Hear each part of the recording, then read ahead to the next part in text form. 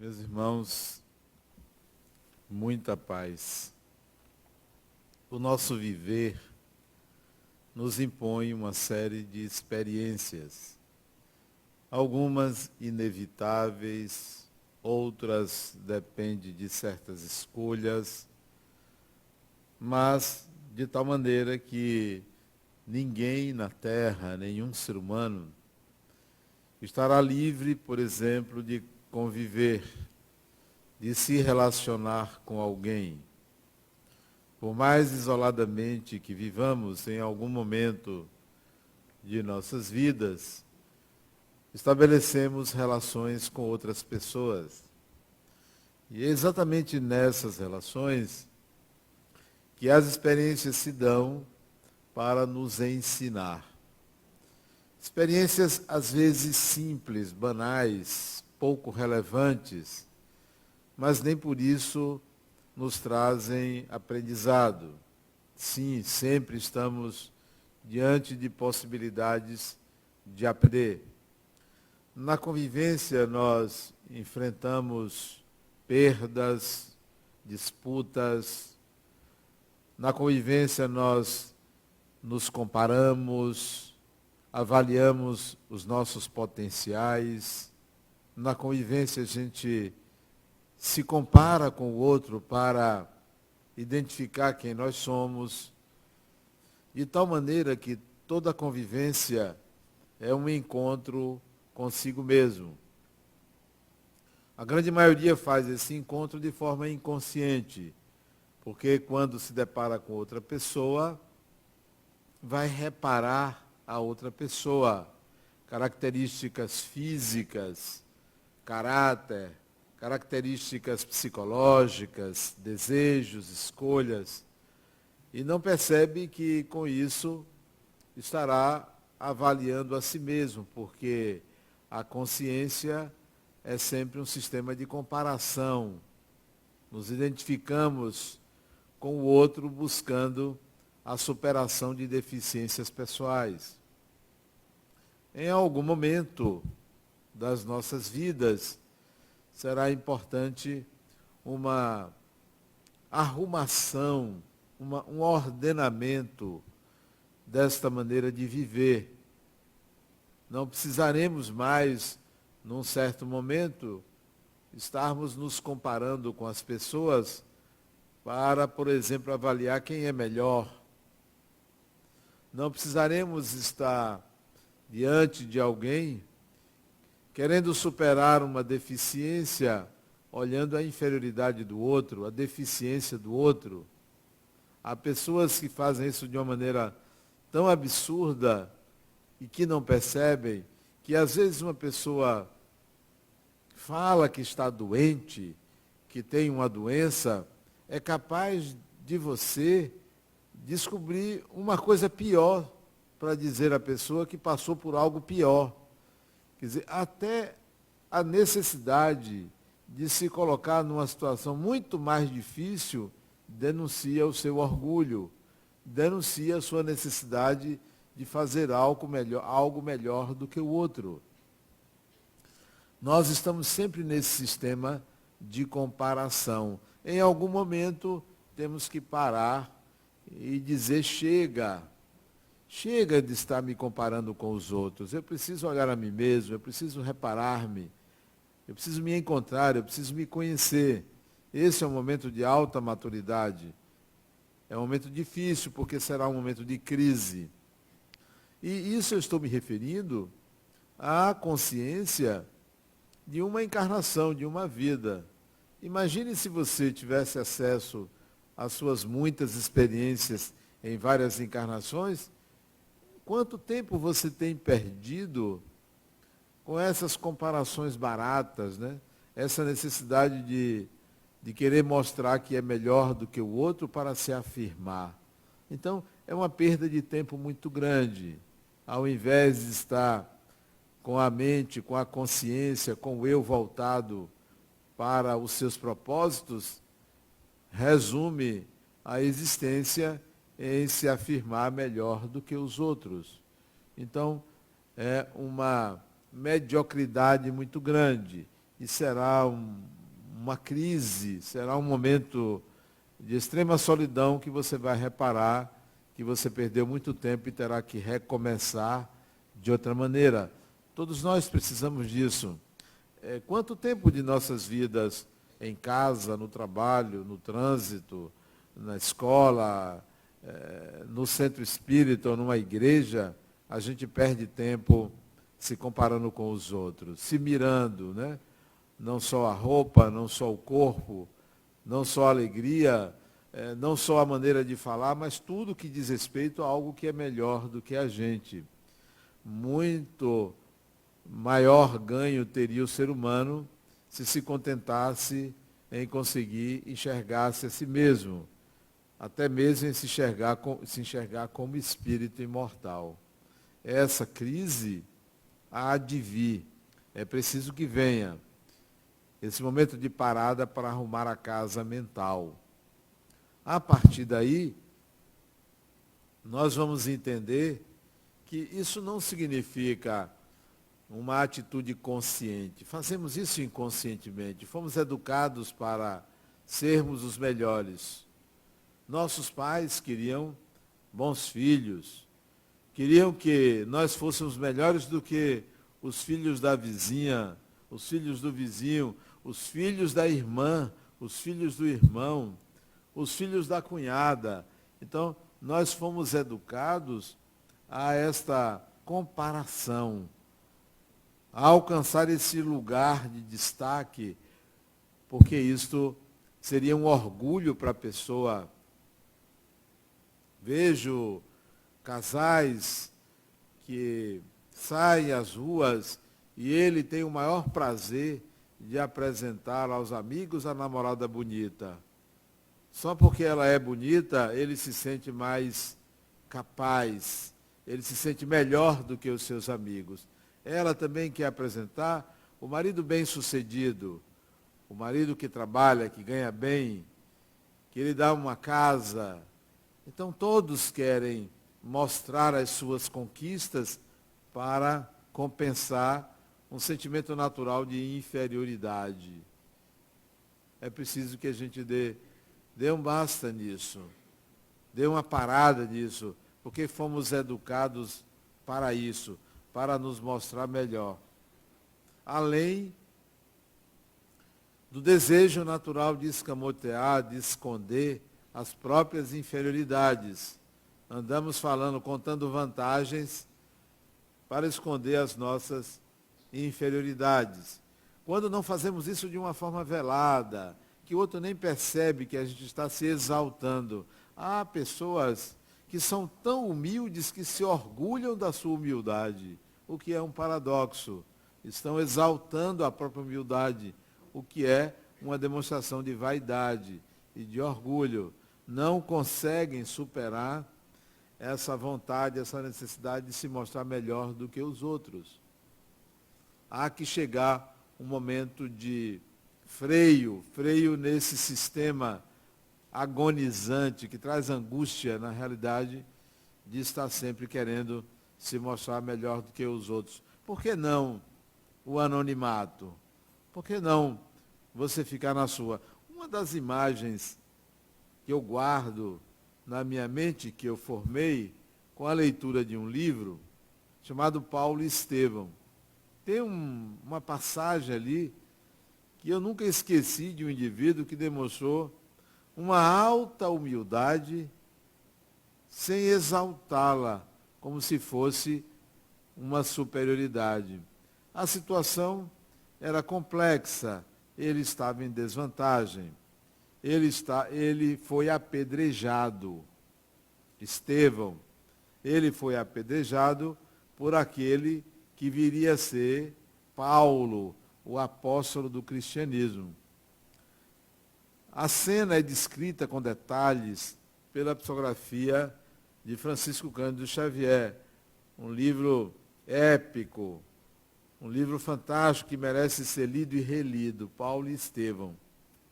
E quem o apedrejava, ou quem o apedrejou, junto com seus correligionários, era simplesmente o namorado da irmã dele, o cunhado dele, Paulo, aquele que viria a ser Paulo, que se chamava Saulo, era cunhado dele. E a irmã dele, convidada para assistir o apedrejamento, mesmo não querendo ir, teve que assistir aquele apedrejamento sem saber que era o irmão dela que seria apedrejado. Porque o argumento de Saulo é que aquele pregador de nome Estevão estava denegrindo a imagem ou o conteúdo do judaísmo que ele defendia. Só que ela não sabia, nem ele sabia, que Estevão era um apelido. O nome dele, de fato, não era Estevão, era Gesiel, que era o irmão dela. Mas como ele se converteu ao cristianismo, às palavras de Jesus, ele passou a se chamar Estevão. Então, ela foi ao apedrejamento de Estevão, sem saber que era o irmão dela. Ela estava a uma certa distância, começou a perceber, à medida que as pedras eram jogadas, que aquele era o irmão dela, e pediu para parar o apedrejamento. Mas ele já estava quase que moribundo, eram pedras muito grandes que eram jogadas pelos judeus contra ele, que também era judeu. A pedido dela, o apedrejamento foi parado, ele já estava no chão, ele foi levado a uma sala, onde ficou ela, ele e Saulo, os três. E ela, chorando, via o irmão ensanguentado. Ali nos estertores da vida, diante da própria morte. Ele também reconheceu ela, a irmã. E vendo que ele desencarnaria, ele chega para ela e diz: minha irmã, com quem eu te deixarei? Numa pergunta denunciando a vontade de protegê-la, mesmo desencarnando. E ela diz assim: este é Saulo, meu noivo. Apontando para o algoz dele, apontando para aquele que perseguia o irmão dela, apontando para aquele que foi responsável pela morte dele. Sabe o que ele disse? É aí onde eu vejo a não comparação, a não exaltação da humildade sendo humilde. Ele disse assim para ela, quando ela diz: este é Saulo, meu noivo, ele diz assim, Abigail, que era o nome dela, Abigail, Saulo é bom e cuidará de você. Quando ele conhecer Jesus, mudará de opinião. Ele só disse isso. A humildade dele era tão grande que ele se ocupou naquele momento de reconhecer as qualidades do outro, que se estivesse sob outro domínio psíquico, sobre outra condição, sobre outra ideia, seria um homem bom, como de fato fez um bem muito grande, disseminando as ideias de Jesus. Essa é uma humildade que não se exalta, que nós precisamos alimentar. Quando é que você, diante de alguém que lhe persegue, você reconhece qualidades daquela pessoa? A maioria de nós se ocupa de uma defesa. Eu sou vítima, você me agride, você não presta. Você é ruim, você é mau. Nós não reconhecemos as qualidades do outro, muito menos nessa condição de vítima. Porque ser vítima atrai os cuidados típicos maternos do ser humano.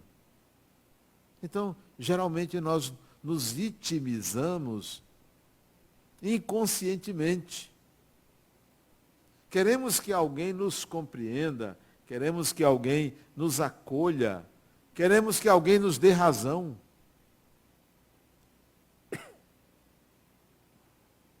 Essa é uma realidade. E perdemos muito tempo projetando nos outros as nossas inferioridades, buscando uma brechazinha para se aproveitar e apontar aonde o outro está errando, quando deveríamos olhar para dentro e dizer assim, poxa, a minha inferioridade, olha ela aparecendo aí, olha ela sendo atraindo a inferioridade do outro. Sim, o outro tem uma inferioridade, se está agredindo, tem uma inferioridade. Mas e eu? O que se passa comigo que eu nunca consigo enxergar a minha inferioridade? É um ganho muito grande quando a gente consegue ir aparando essas arestas pessoais. Mas a gente não quer perder a boa imagem, não quer ficar por baixo. Então isso é um grande mal, isso é um problema sério, que deveria ser resolvido sumariamente. Diga assim, a partir de hoje eu não vou perder tempo querendo me mostrar superior a ninguém, porque só eu sei quem eu sou. Só eu sei quem eu sou. Bom ou ruim, eu sei quem eu sou. Mas nós queremos que os outros nos mostrem o nosso melhor, quando nós deveríamos dar o nosso melhor. Aproveitamos o menor deslize do outro para dizer assim, poxa, eu sou bom, eu sou melhor. Olha aí, ó, eu sou melhor. Mesmo que não aponte publicamente, mas o sentimento é, poxa, que pessoa ruim. A gente pensa assim, eu pelo menos não faço isso. Nós fazemos assim. Outro dia, eu saí daqui de noite, estava escuro, não era pista dupla, e vi um carro preto. Se era preto, eu não enxerguei. E com a luz apagada, eu também não enxerguei. E eu saí e bati no carro dele. Eu não vi. Se eu tivesse mais calma, se eu tivesse olhado melhor, eu teria parado e teria visto. Mas eu não vi. Quando eu saí do carro, eu bati no carro dele. Quando eu saí do carro, eu fui logo dizendo, a gente não se viu, né? Esperando que ele dissesse, eu também não lhe vi. Ele não contou conversa. Você bateu no meu carro, você vai pagar. Nós aproveitamos o deslize do outro. Tudo bem, eu cometi um deslize. Mas o outro quer levar vantagem. Porque tem seu direito, se acha no seu direito. Eu disse, criatura, não se preocupe não. Eu assumo.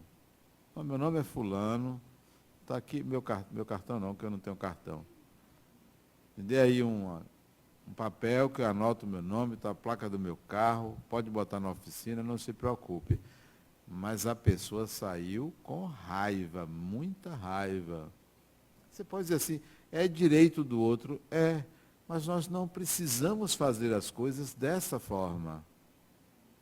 Depois, na verdade não foi um homem não, foi uma mulher. Agora eu estou lembrado.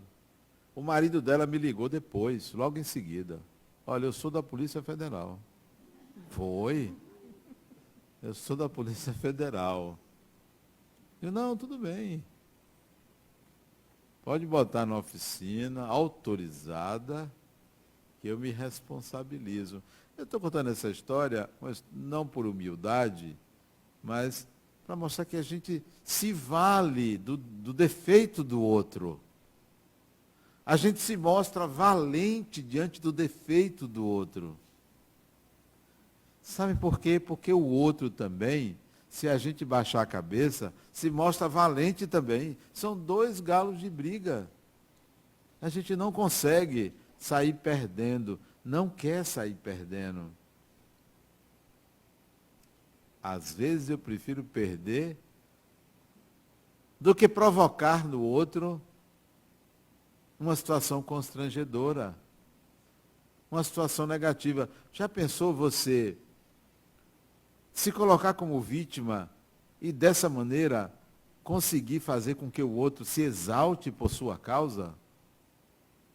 Às vezes a gente é responsável pela exacerbação instintiva do outro. Ah, eu não gostaria de ser a causa do destempero de ninguém. Porque às vezes a gente faz isso.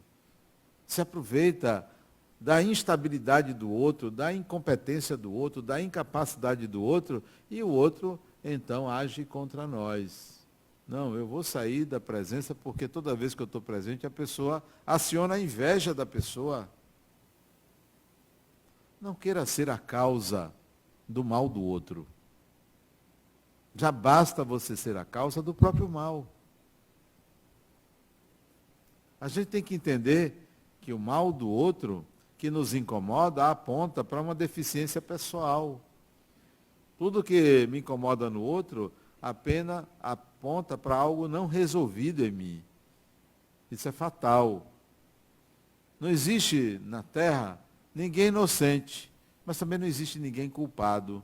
Todos somos responsáveis uns pelas ações dos outros, uns pelas reações dos outros. Nós vivemos num sistema de mão dupla. Se você me agride, se você me ataca, se você me prejudica, isso guarda estreita relação com a minha inferioridade. Estreita relação. O outro na minha vida é alguém que legitima a minha vida. Eu sou parte do que você me constitui. Eu não sou simplesmente um ser isolado, que nada tem a ver com ninguém. Eu também sou fruto do meio. Eu também tenho uma parte coletiva em mim. Então eu não posso desprezar o que vem a mim, o que me provoca. Então eu saio daqui e chego numa repartição pública e o funcionário que iria resolver o meu problema está de férias. E alguém diz, olha, volte na semana que vem porque fulano está de férias. Entrou de férias hoje. Aí você se pergunta, e eu com isso? Pode ter certeza, isso guarda estreita relação com as suas necessidades. Porque se você não tivesse alguma necessidade, fulano não estaria de férias. Tudo se resolveria. Quando tudo conspira contra você, não se esqueça, você é o problema. Mas você vai culpar o sistema, o chefe, o guarda de trânsito, a empresa, o patrão, alguém você vai arranjar, porque você não vai conseguir enxergar em você. E a gente acha que o outro é que nos faz mal. Não, ninguém me faz mal. Ninguém faz mal a você. Ninguém, porque tudo que lhe acontece diz respeito à configuração do seu psiquismo. O espírito é o que lhe acontece. Nós estamos num patamar de evolução em que esta é a dinâmica. Este é o modo como funciona a vida. Quer saber quem é você? Olha o que lhe acontece. Olha o que lhe acontece. Olha quem está na sua vida.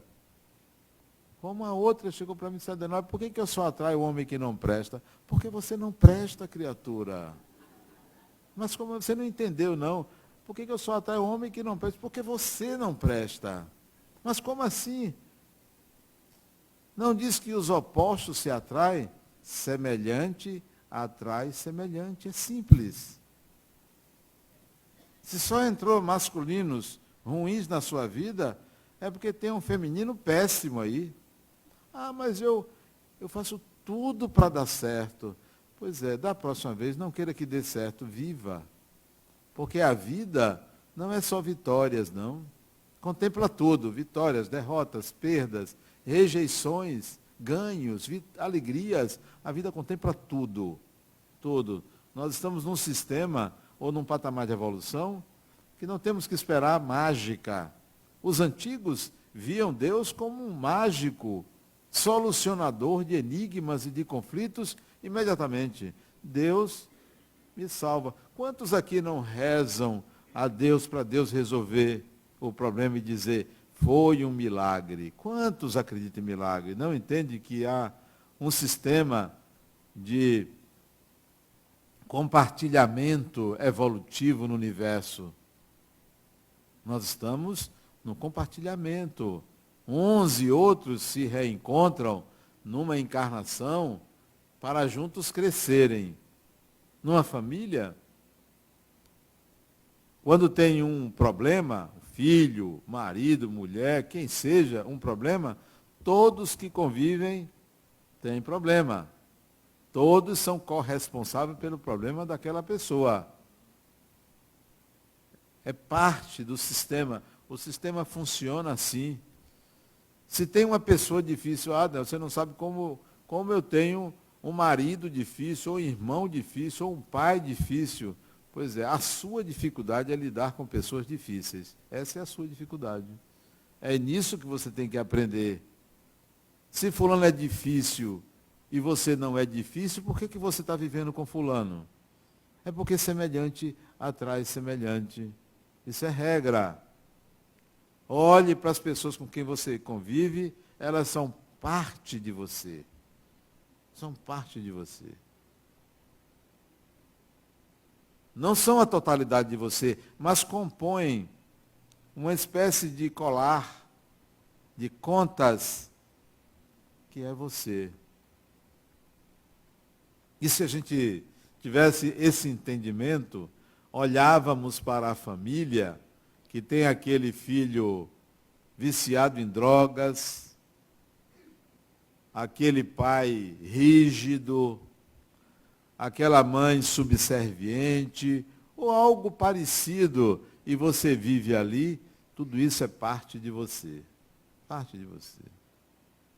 Um dia eu fui assaltado, foi uma ótima experiência. Um assalto, né? Tem alguns anos. A pergunta não é por que eu fui assaltado. A pergunta foi, Adenal, é para que você foi assaltado? Então não se pergunte mais por quê. Por que eu? Por que isso? Por que isso acontece comigo? Pergunte-se, para que isso está acontecendo comigo? O que é que eu tenho que aprender com esta experiência? O que é? A vida quer me ensinar alguma coisa. Quando eu fui assaltado, a minha fala foi assim, olha como é que Deus conversa comigo. É um diálogo com Deus. O outro, coitado, infeliz, ainda vive assaltando. Eu não. Aquilo faz parte de mim. Era eu dialogando com Deus. O que ele quer me dizer? O que ele está me propondo? Deus conversa conosco, não é no silêncio do templo religioso, não é na meditação que Deus está conversando com a gente. Não é no pôr do sol. Olha que coisa linda o pôr do sol. Não é na lua cheia. Não é no afago a uma criança. Deus conversa conosco é na vida prática. Está sempre conversando. E a gente pensa que não. A gente está procurando Deus na sacristia, no altar, no centro espírita, dentro da gente. Deus não está dentro nem está fora. Porque se Deus estivesse dentro, seria sangue, coração, corpo, né? Se há uma espacialidade para o divino, não é divino, é matéria, matéria que ocupa lugar no espaço. Deus dialoga, a gente está permeado pela presença divina e a gente não dá valor a uma experiência como ela vem, qualquer que seja, é uma experiência. É Deus dialogando com a gente. Você está num shopping e encontra uma pessoa, ô fulana, como vai? É Deus dialogando com você. Ele está te chamando para um entendimento. Ontem eu fui no shopping, encontrei uma amiga cuja filha vai viajar no dia 19 de agosto para morar em Boston, nos Estados Unidos, na casa de uma tia dela. E quando ela me disse, eu digo, olha, você vai para o berço da independência americana. Você sabe o que aconteceu naquela cidade? Você sabe que tem um caminho de tijolos feito na rua indicando o caminho que os pais da independência americana. Aí eu fui dizendo, ela disse, tio, eu conheço isso. Eu conheço muito bem isso. Porque ela estuda numa escola bilíngue.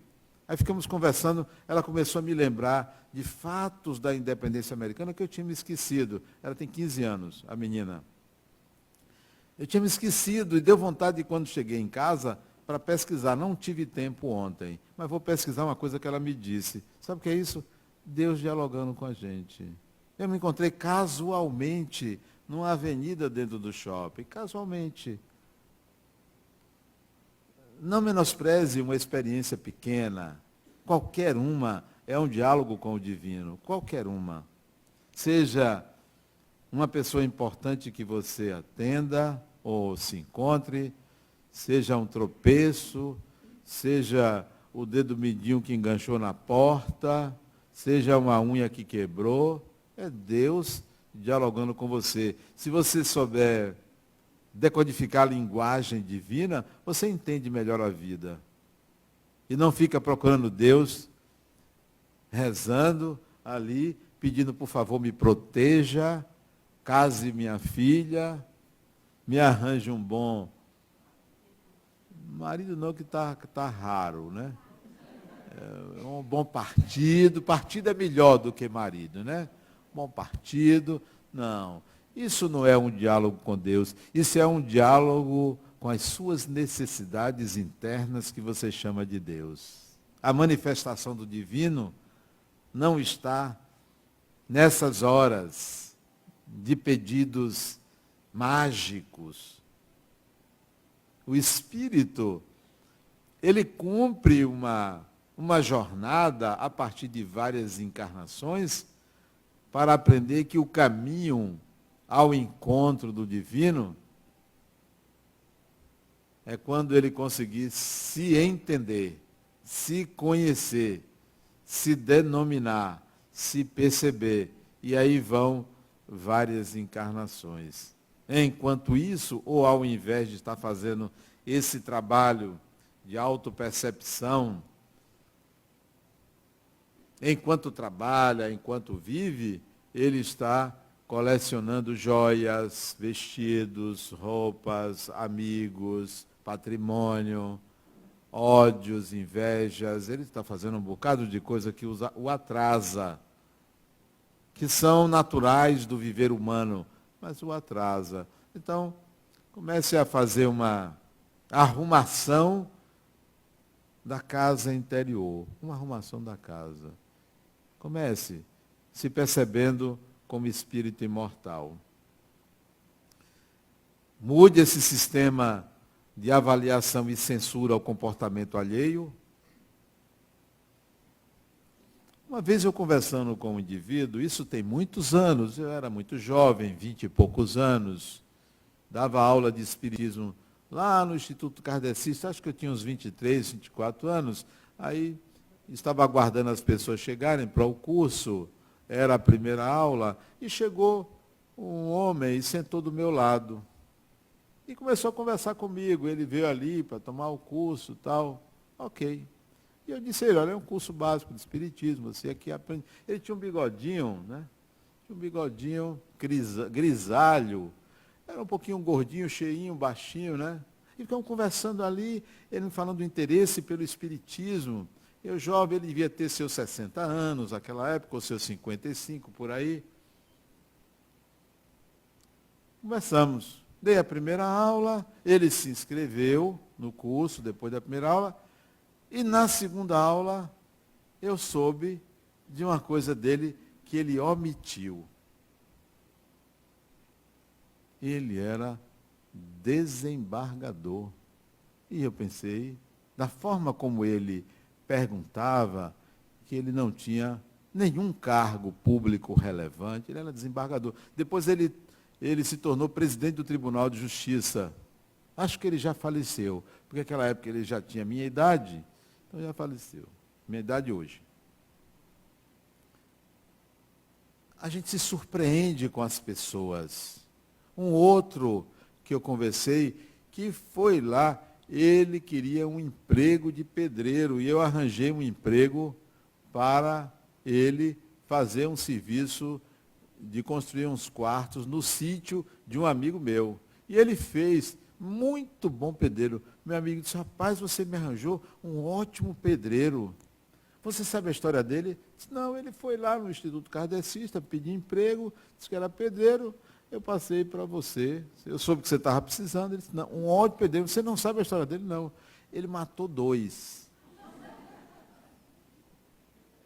Ele teve uma briga num bar. Tudo isso o pedreiro contou para ele, não contou para mim. E eu indiquei ele para o outro. Sabe por quê? Não me interessa seu passado. Não me interessa. Pode vir aqui trabalhar. Não quero saber o que você fez. Eu quero saber o que você quer fazer. Você pode dizer assim, mas Adenauer, você botou seu amigo em risco. Não botei, sabe por quê? Porque ele só estaria em risco se no processo dele seria lidar com alguém que foi assassino. Não estava. Ele lidou com o pedreiro. Ele lidou com o melhor pedreiro. Ele não lidou com o assassino. Não somos nós que prejudicamos os outros. Nós só prejudicamos a nós mesmos. Ele lidou com o melhor do outro.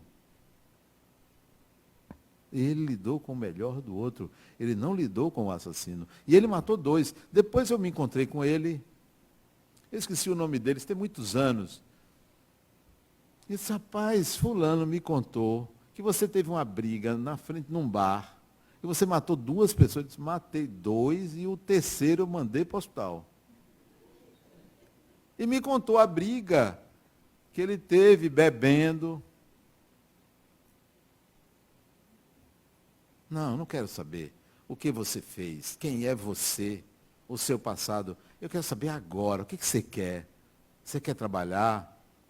Você quer construir um mundo melhor? Vamos embora. Porque quando a gente fica procurando saber demais do outro, a gente quer julgar. Quer julgar. Quer enquadrar o outro num sistema de inferiorização. Corre esse risco, corro o meu risco. Esse é o meu risco. Esse é o meu risco. O que eu tenho a perder? Absolutamente nada. E se a pessoa te roubar? Paciência. É parte do meu processo. Me roubaria eu empregando ou não empregando? Perderia eu, independentemente daquela pessoa. As pessoas entram em nossa vida por uma predisposição nossa. Predisposição. Eu tenho a predisposição de atrair tais características de pessoas, nas pessoas. Eu tenho a predisposição, você tem a predisposição. Então, comece a mudar as suas predisposições. Comece a alterar, você consegue alterar as suas predisposições. Não é o outro que me agride, não é o outro que me fere.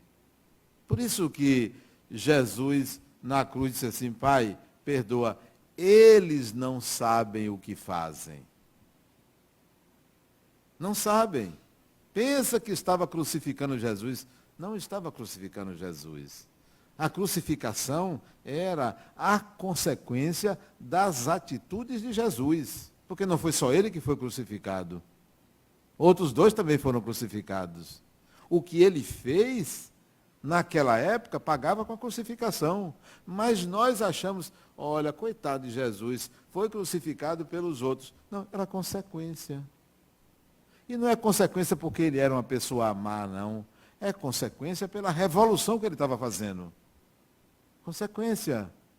Então eu chego ali, dou uma contramão, não quero ser pagar uma multa?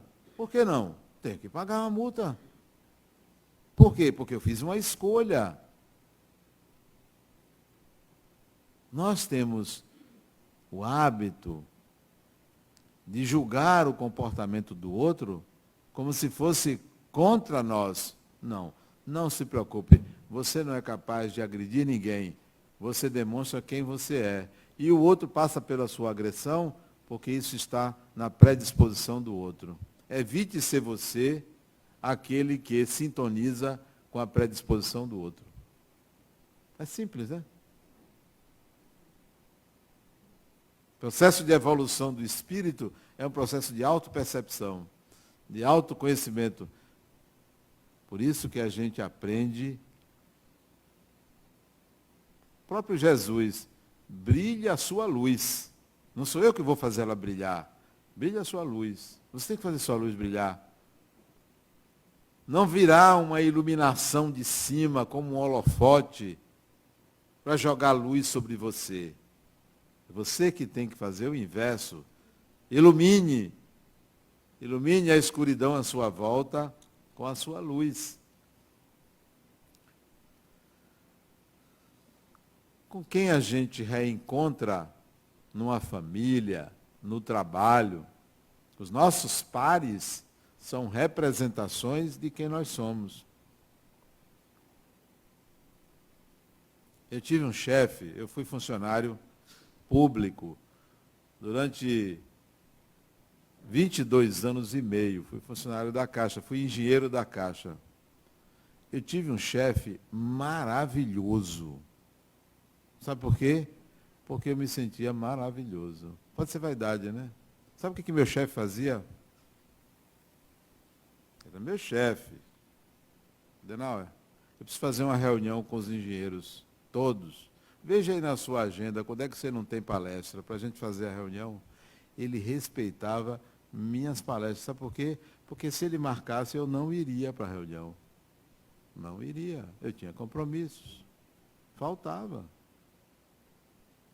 A gente tem o chefe que a gente merece. No dia que você souber obedecer, você sabe mandar. Quem não sabe obedecer, não sabe mandar. Quem não sabe obedecer, tem chefes carrascos.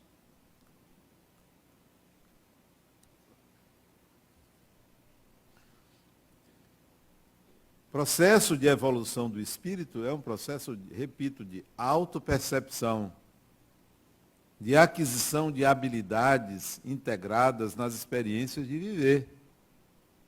Não é uma graça divina. Ah, eu vou fazer o bem aqui, Deus vai me fazer evoluir ali. Não é. Eu vou fazer o bem aqui, eu vou aprender a fazer o bem. Mas eu só vou evoluir se eu buscar integrar habilidades, características da evolução.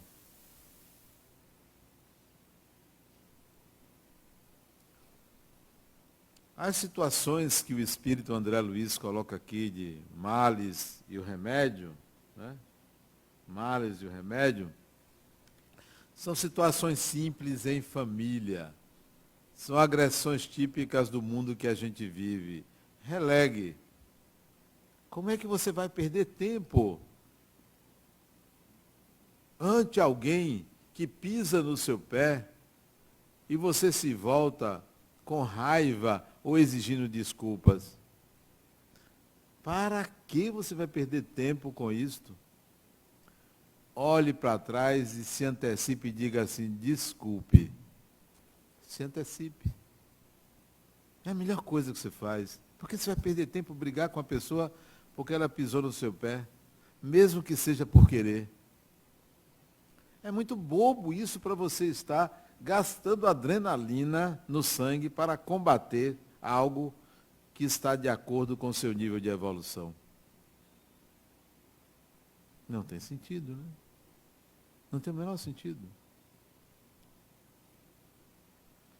Esses dias eu peguei um ônibus. Que dia foi? Foi terça-feira passada. Terça-feira agora.